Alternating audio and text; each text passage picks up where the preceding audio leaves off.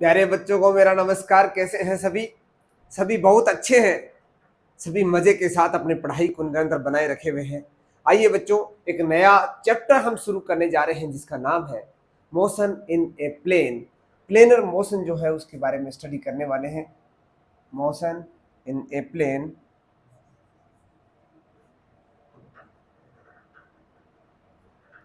प्यारे बच्चों, हमने जाना motion in a straight line. Straight line के बारे में हमने जाना कि कोई ऑब्जेक्ट, यदि मेरे सबसे पहले मैंने एक कार्टेशियन कोऑर्डिनेट सिस्टम ले लिया, इसका एक ओरिजिन ले लिया, यहां से ऑब्जेक्ट कहां पर है वो सबसे मैंने पहले फाइंड आउट कर लिया, और वो किसी एक पर्टिकुलर डायरेक्शन में जा रहा है। हो सकता है वो एक्स एक्सिस में जा रहा हो सकता है वो वाई में जा रहा हो सकता है वो जेड में जा रहा हो। सपोज वो अक्ष की तरफ जा रहा है तो पहले इसकी पोजीशन इस ओरिजिन से, सपोज ये x1 था यानी यहाँ पर था, और उसके बाद में ये y यहाँ पर x2 पे आ गया, तो x1 से x2 पे आया।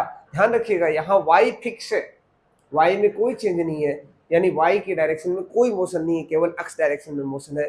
जरूरी नहीं कि आप x एक्सिस पे यहीं पर ले, क्योंकि यहाँ कहीं पर भी ले सकते हैं, क्योंकि y और z फिक्स है, केवल x डायरेक्शन में उसका मूवमेंट हो रहा है, उस डायरेक्शन में इसकी मोशन है।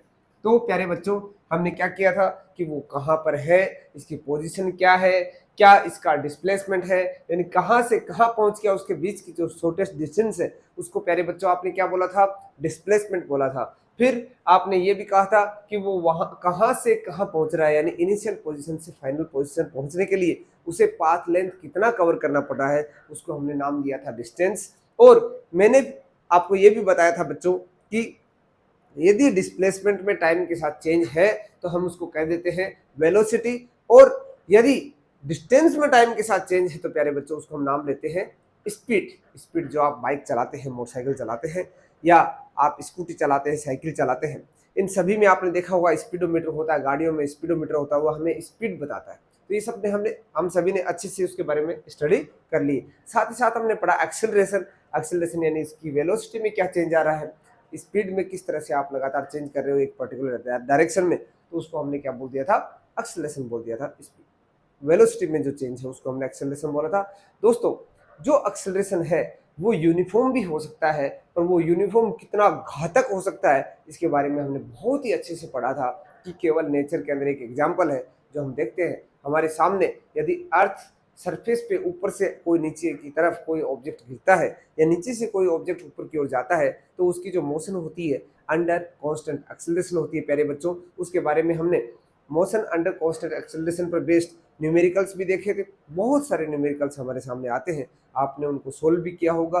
तो साथ ही साथ उस चैप्टर में लास्ट में हमने पढ़ा था कि रिलेटिव वेलोसिटी क्या होती है, यानी कोई भी ऑब्जेक्ट उसकी एब्सोल्यूट मोशन नहीं होती है, किसी न किसी के रेस्पेक्ट में मोशन करता है। जैसे आप ट्रेन में बैठे हो, आपकी मोशन आपके पास, आपके बगल में जो बैठा है उसके लिए आप रेस्ट में हो, पर प्लेटफॉर्म पे खड़े व्यक्ति के लिए आप मोशन में है। आप ट्रेन के अंदर बैठे हैं, आपके लिए पेड़ क्या है? मोशन में है, जबकि पेड़ पर बैठा व्यक्ति, पेड़ के नीचे बैठा व्यक्ति उसकी छांव में जो आनंद ले रहा है उसे वह रेस्ट में दिखाई देता है। तो ये सारी सारी चीजें जो है वो रिलेटिव मोशन पर आधारित है। उसके आधारित हमने न्यूमेरिकल्स भी सोल्व किए थे, क्वेश्चंस भी हमने काफी कर लिए थे।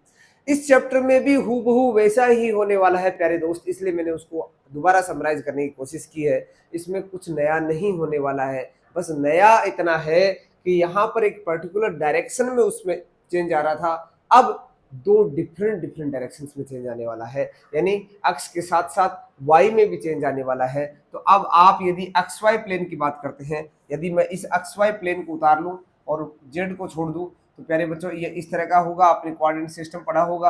अब इस क्वाड्रेंट सिस्टम में हो सकता है ऑब्जेक्ट पहले यहाँ था, यहाँ से यहाँ आ गया, यहाँ से यहाँ आ गया, यहाँ से यहाँ आ गया, इस तरह से वो चल रहा है, चल रहा है, चल रहा है। इसकी जो मोशन है प्यारे दोस्तों, ये जो मोशन है ये क्या कहलाएगी? प्लेनर मोशन कहलाएगी। इस तरह के एग्जाम्पल कौन कौन से हैं आप बताइएगा।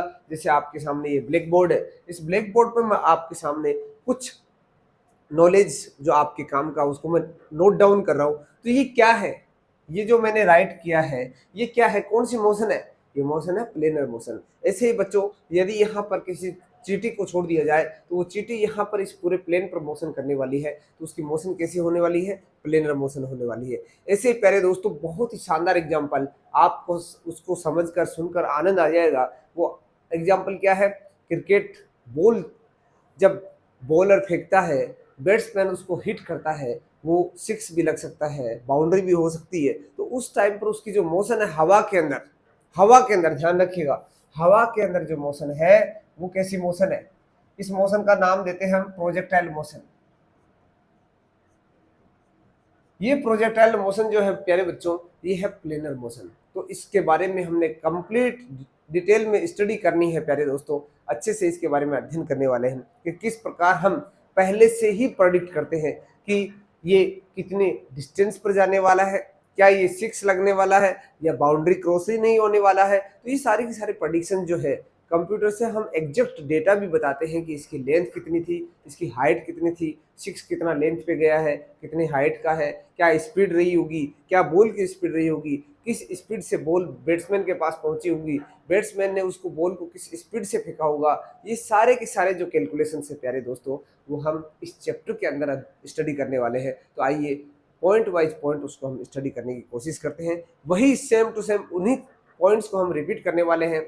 सिंस ये मोशन है तो आप ये ध्यान में रखिए, मोशन है तो मोशन के हमें पोजीशन भी मालूम होना चाहिए ऑब्जेक्ट का, उसका हमें डिस्प्लेसमेंट भी मालूम होना चाहिए, उसका डिस्टेंस भी मालूम होना चाहिए, उसकी वेलोसिटी भी मालूम होनी चाहिए, उसकी स्पीड भी मालूम होनी चाहिए, और हमें एक्सेलरेशन भी मालूम होना चाहिए। साथ ही साथ फोर्स, मोमेंटम, एंगुलर मोमेंटम, यदि रोटेशनल मोशन है तो एंगुलर मोमेंटम, यदि लीनियर मोशन है, अब यहाँ पर हम लीनियर मोशन की बात कर रहे हैं, रोटेशनल वाली तो बाद में आएगी। ये सारी की सारी ट्रांसलेशनल मोशन होती है, 1 डायमेंशन, 2 डायमेंशन, 3 डायमेंशन। तो आइए प्यारे बच्चों वन बाय वन हम इनको स्टडी करने की कोशिश करते हैं। सबसे पहला हमारा पॉइंट रहेगा position of the object, position of the object. प्यारे बच्चों पहले फिजिक्स की जो बुक होती थी उसमें सेकेंड चैप्टर आता था, उसमें मैथमेटिकल फिजिक्स आता था, तो उसमें जो वेक्टर्स हैं, स्केलर्स हैं, उनको अलग से स्टडी किया जाता था। उसी अंदाज में मैंने आपको अभी जो एनसीईआरटी, अभी एनसीईआरटी ने क्या किया इस चैप्टर के अंदर, प्लेनर मोशन वाले चैप्टर के अंदर, यहाँ पर आपके वेक्टर को इंक्लूड कर दिया है और उस वेक्टर की स्टडी ले ली है। वेक्टर की स्टडी मैंने आपको मैथमेटिकल फिजिक्स में अच्छे से बता दिया था, जहाँ पर इंटीग्रेशन, डिफरेंशिएशन, वेक्टर, वेक्टर का एडिशन, मल्टीप्लिकेशन। तो प्यारे बच्चों उसको रिपीट करने की आवश्यकता नहीं है, आप पुराने लेक्चर्स को अच्छे से देख ले। वो जो पोर्शन है हमारे इस चैप्टर के अंदर है, वेक्टर्स का एडिशन किस प्रकार करते हैं, किस प्रकार का रिजोल्यूशन होता है, वो सारा कंप्लीट स्टडी हमारे उन जो मैथमेटिकल फिजिक्स के लेक्चर्स हैं उनको आप देख सकते हैं। उनमें बहुत अच्छे से समझाया गया है, उन पर न्यूमेरिकल भी किया गया है। मैं यहाँ पर डायरेक्ट बात करने वाला हूँ उसके मोशन की, जहाँ पर हम उन वेक्टर्स को काम में लेने वाले हैं। तो सबसे पहले जैसे अभी बात कर रहे थे कि हम यहाँ पर एक दो कोऑर्डिनेट्स ले लेते हैं, दोनों कोऑर्डिनेट को आप यदि रिवर्स डायरेक्शन में भी लेना चाहो, तो जैसे ये अक्ष है, इधर ये माइनस अक्ष, ये ओरिजिन, ये वाई है, तो इधर माइनस का वाई, ठीक है, इधर माइनस वाई, इधर प्लस वाई, इधर प्लस एक्स, इधर माइनस एक्स। क्लियर है।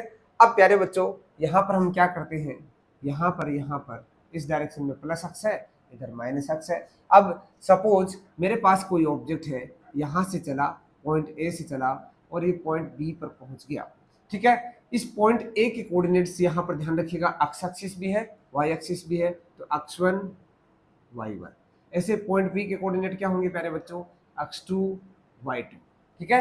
x1 y1 से कोई पार्टिकल या कोई ऑब्जेक्ट ए से बी पर पहुंच जाता है, बताइए इसकी स्टडी कैसी होगी। सबसे पहले बताइए उसकी पोजीशन क्या होगी। तो पोजीशन प्यारे बच्चों क्या होगी, सपोज मैंने इसको बोल दिया r1 वेक्टर, ठीक है, यहां से यहां पहुंचा तो इसको मैंने बोल दिया r2 वेक्टर। तो इसकी पोजीशन क्या होगी, position of the object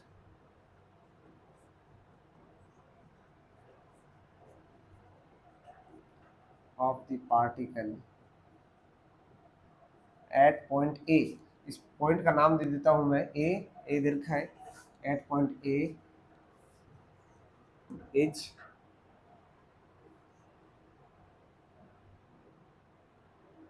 r1, उसे हम कह सकते हैं x1 और y, ठीक है। Similarly position of the particle at B is r2, जिसे हम बोल सकते हैं x2 y2। मीन्स अब मैं बात करूं पोजीशन वेक्टर की, तो पोजीशन वेक्टर क्या हो जाएगा बच्चों? पोजीशन वेक्टर r1 वेक्टर क्या होगा? x1 i cap y1 j cap. Similarly r2 vector क्या हो जाएगा बच्चे? x2 i cap y2 j cap. समझ गए आप? यानी x1 i डायरेक्शन में है, y1 j डायरेक्शन में है। j direction means y axis है, और i कैप मीन्स इसको मैं i कैप यूज करूंगा और इसको मैं j कैप यूज करूंगा। समझ रहे हैं आप बात को?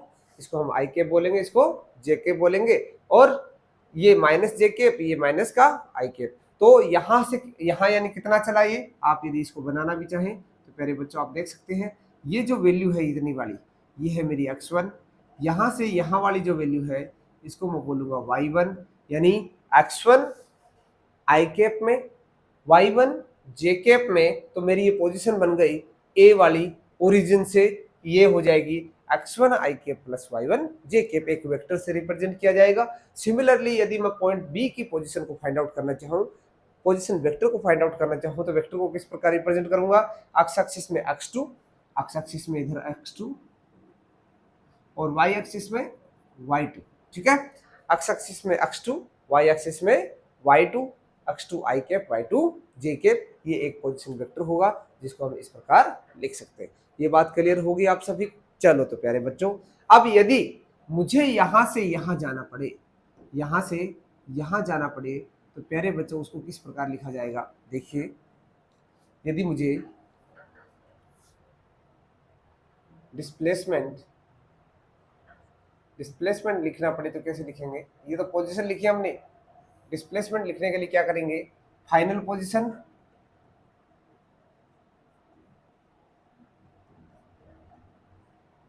Minus initial position.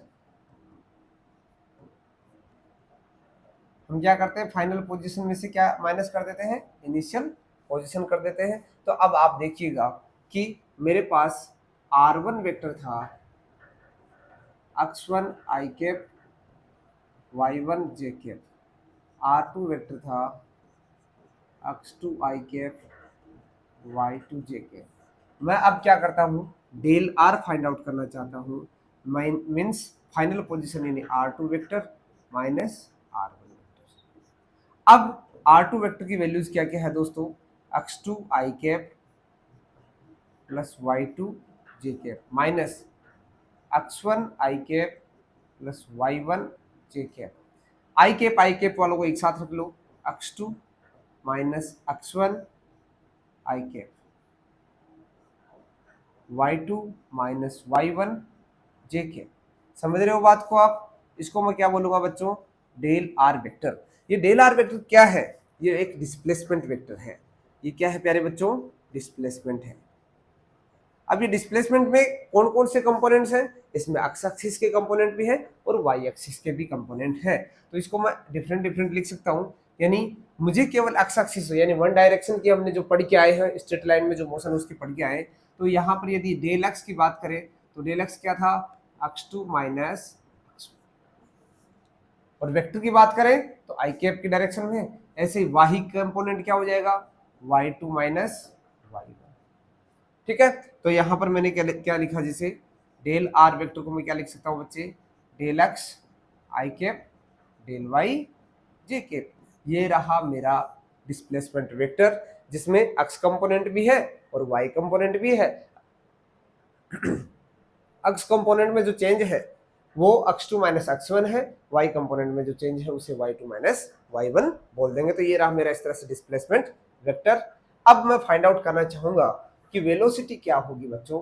तो वेलोसिटी के लिए क्या करेंगे? आप सभी जानते हैं वेलोसिटी को हम डिफाइन कैसे करते हैं? Rate of the change of displacement is called velocity. तो मैं डेफिनेशन सारे नहीं लिखा रहा हूँ, आप तो समझ रहे होंगे, हमने डेफिनेशन वगैरह सब कुछ पढ़ लिया था, यहाँ मैथमेटिकली देखना चाह रहे हैं। तो वेलोसिटी क्या होगी बच्चे? वेलोसिटी का फॉर्मूला हमने क्या पढ़ा था? वेलोसिटी भी कौन कौन सी? एवरेज वेलोसिटी, एवरेज वेलोसिटी,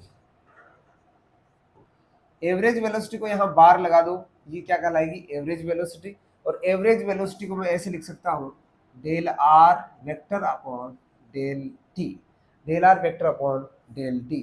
तो बच्चों इसको किस प्रकार लिखा जाएगा? डेल आर वेक्टर को मैं क्या लिख सकता हूँ? R two vector minus r one vector upon del t, t two minus t one बोल सकते हैं इसको,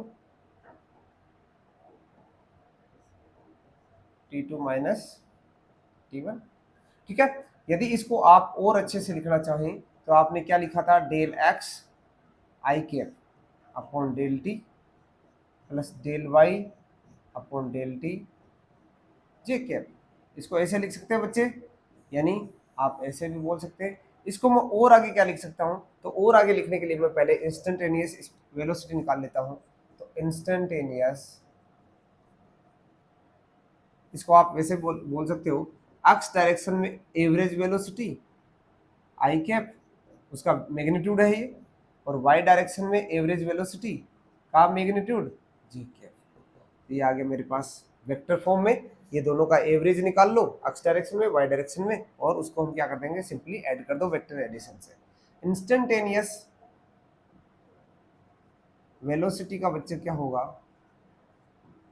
इंस्टेंटेनियस वेलोसिटी वी इंस्टेंट, आप सभी जानते हैं इंस्टेंट पर जो वेलोसिटी होती है उसके लिए हम फॉर्मूला किस तरह से यूटिलाइज करते हैं?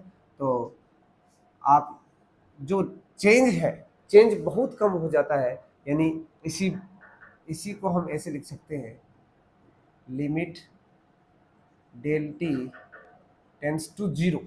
तो ये क्या बन जाएगा? Del r vector upon del t, यही बन जाएगा बच्चों d r vector upon d t. इसको आप और अच्छे से लिख सकते हो, यदि मैं इसी फॉर्म में लिखना चाहूँ एक्स और वाई की फॉर्म में, तो इसको मैं लिख दूँ d x upon d t i cap d y upon d t j cap. तो ये हो जाएगा मेरा इंस्टेंटेनियस। इसको प्यारे बच्चों और यदि अच्छे से लिखना चाहें, यानी इसको पूरे को मैं क्या बोल दूं? V x i cap v y j cap. तो ये रहा मेरा इंस्टेंटेनियस वेलोसिटी का फॉर्मूला जो मैं ये काम में लेने वाला हूँ। और यदि एवरेज वेलोसिटी की बात करूँ तो मैं ये काम में लेने वाला हूँ, यानी यहाँ पर x2 minus x1 upon t2 minus t1, y2 minus y upon t2 minus t1, उनको जे कैप लगा देंगे, इनको आई कैप लगा देंगे, दोनों को ऐड कर देंगे, वेक्टर ऐड कर देंगे, ध्यान रखना है वेक्टर एडिशन है ये। और ऐड करके हम इस प्रकार इसकी वैल्यू फाइंड आउट कर सकते हैं। मुझे नहीं लगता आपको इसमें कोई डाउट होगा, ये अच्छे से क्लियर हो गया। आगे बढ़े, चलो लास्ट इसमें जो मोशन का इसका लास्ट का टॉपिक है वो है एक्सेलरेशन। तो बेटे एक्सेलरेशन किस प्रकार हम फाइंड आउट करें? देखिए, आप सभी जानते हैं कि change in velocity is called acceleration, और एवरेज एक्सेलरेशन क्या हो जाएगा? एवरेज एक्सेलरेशन हो जाएगा change in velocity, change in speed upon change in sorry change in velocity upon time. और चेंज इन वेलोसिटी को मैं क्या बोल सकता हूँ? v2 vector minus v1 vector upon t2 minus t1। इस तरह से लिख सकते हैं, वेक्टर का अपने सब्सट्रैक्शन कर लेंगे टाइम का, ये हो जाएगा एवरेज। अब मुझे इंस्टेंटेनियस यहाँ पर एक चीज का ध्यान रखिएगा, v2 माइनस v1 के बारे में हमें क्या मालूम था कि हम ऐसे लिख देते del x upon del t, तो यहाँ x2 i cap del y2 upon del t j cap minus del x1 upon del t i cap del y1 upon del t j cap, पूरे का क्या कर देना आप? t2 minus t1। ठीक है, ये हो जाएगा मेरा एवरेज एक्सेलरेशन। ठीक है, अब ये तो था एवरेज एक्सेलरेशन। आप यदि इसे वेक्टर लिखना चाहो तो नीचे एवरेज लिख देना, ये भी ठीक है। अब बच्चों इसी को मैं इंस्टेंटेनियस में कन्वर्ट करता हूँ, इंस्टेंटेनियस एक्सेलरेशन। इंस्टेंटेनियस एक्सेलरेशन के लिए हम इसको चेंज किस प्रकार कर देंगे? ए वेक्टर ही लिख दो उसको, आई एन एस टी, और डेल किस में कन्वर्ट हो जाएगा? डी में, d v vector upon d t. और v के बारे में आपने क्या पढ़ा था, v इक्वल टू बच्चों क्या होता है, v x i cap v y j cap. v का मैग्नीट्यूड है, मैंने यहाँ वेक्टर नहीं लगाया क्योंकि आई कैप लगा दिया तो उसका मैग्नीट्यूड अपने आप अंडरस्टूड है, आप समझ सकते हैं। तो v की जगह ये लिख देंगे तो ये बन जाएगा d v x upon d t i cap d v y upon d t j cap. इस तरह से प्यारे बच्चों हम इस इंस्टेंटेनियस एक्सेलरेशन को फाइंड आउट कर सकते हैं। अब आपसे जो काम की बात है, मैं जो करने वाला, यदि आपको डिस्प्लेसमेंट दे और उससे आपको इंस्टेंटेनियस एक्सेलरेशन पूछे तो कैसे करेंगे, क्योंकि ये तो वेलोसिटी का फॉर्मूला है। तो देखिए इसी से यदि मुझे फाइंड आउट करना पड़े तो यानी वी एक्स क्या है, वी एक्स आप सभी जानते हैं d by d t, v x है d x upon d t i cap, d upon d t, v y है d y upon d t j cap. ये दो बार डिफ्रेंसिएशन है तो मैं इसको ऐसे बोल सकता हूं d two x upon d t square i cap d two y upon d t square j cap. इस तरह से प्यारे बच्चों यदि अक्स डिस्प्लेसमेंट दे, अक्स एक्सिस की तरफ कोई डिस्प्लेसमेंट है तो उसको यहाँ पर पुट कर देंगे, वाई की तरफ डिस्प्लेसमेंट है तो उसको यहाँ पुट कर देंगे और हम एक्सेलरेशन को फाइंड आउट कर लेंगे। पॉजिटिव नेगेटिव जो ग्राफ है उसके बारे में हम ग्राफिकल जो रिप्रेजेंटेशन है उसको अच्छे तरीके से मैं बाद में आपको बताने वाला हूँ एक साथ, जिससे कि आपको कन्फ्यूजन नहीं हो। तो ग्राफ वाले क्वेश्चन को हम किस प्रकार सोल्व कर सकते हैं वो हम अलग नेक्स्ट लेक्चर के अंदर जानने वाले हैं। तो एक आपको बेसिक इन्फॉर्मेशन जो मैंने बताया, यानी आपने इससे पहले वाला जो चैप्टर पढ़ा उसमें हमने डिटेल से स्टडी की, यहाँ उसको मैंने थोड़ा सा ब्रीफ करने की कोशिश की क्योंकि ज़्यादा टाइम वेस्ट करने की कोई आवश्यकता नहीं है। आप इस तरह से एग्जाम में करके आओगे, आपको आसानी से नंबर मिल जाएंगे, कोई दिक्कत नहीं है। आपको समझ में आया होगा। आपको कोई भी डाउट हो तो आप मुझे बताइएगा। आप इस चैनल से जुड़े, आप इस वीडियो को देख रहे हैं, ये मेरे लिए बहुत ही बड़ी खुशी की बात है। आपका तहे दिल से शुक्रगुजार। जय हिंद।